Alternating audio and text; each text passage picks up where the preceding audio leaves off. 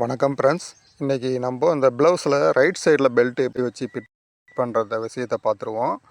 இதில் முக்கியமான விஷயம் என்னென்னா, ரைட் சைடில் பட்டி வைக்கும்போது பெரிய பீஸை மேலே வச்சுருக்கணும், சின்ன பீஸை கீழே வச்சுக்கணும்.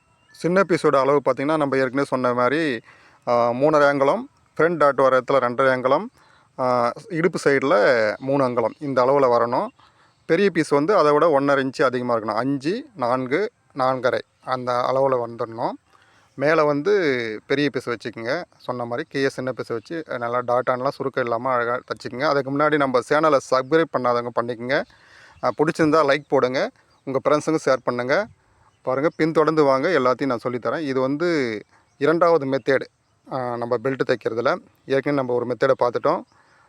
பார்க்காதவங்க சேனலை சப்ஸ்கிரைப் பண்ணி போயிட்டு பாருங்கள். எல்லா ஷார்ட் வீடியோ தான் இருக்கும் இப்போதைக்கு. இங்கே பாருங்கள், எஜ்ஜில் தையல் கொடுக்கணும். ஒரு பீஸுக்கு மட்டும் எஜ்ஜில் தையல் கொடுக்கணும்.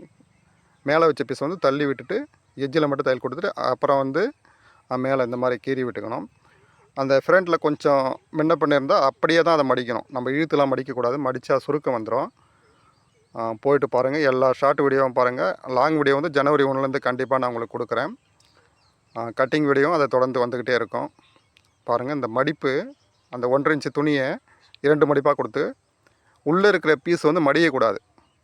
உள்ளே இருக்கிற பீஸ் வந்து மடியாமல் மேலே இருக்கிற அந்த பீஸை வந்து மடித்து கொடுத்து தையல் போட்டுக்கணும். பாருங்கள், அந்த தையலும் அழகாக எஜ்ஜில் கொடுக்கணும். ஒரே தையல் கொடுத்தா போதுமானது. 2 தையல் கொடுக்கலாம், ஆனால் ஃபினிஷிங் நல்லா இருக்காது பார்க்குறதுக்கு. ஒரே தையல் கொடுத்து பாருங்கள், இந்த அளவுக்கு ஃபினிஷிங் பக்காவாக இருக்கணும். இது வந்து ஒரு நல்ல மெத்தடு, பார்த்து கற்றுங்க.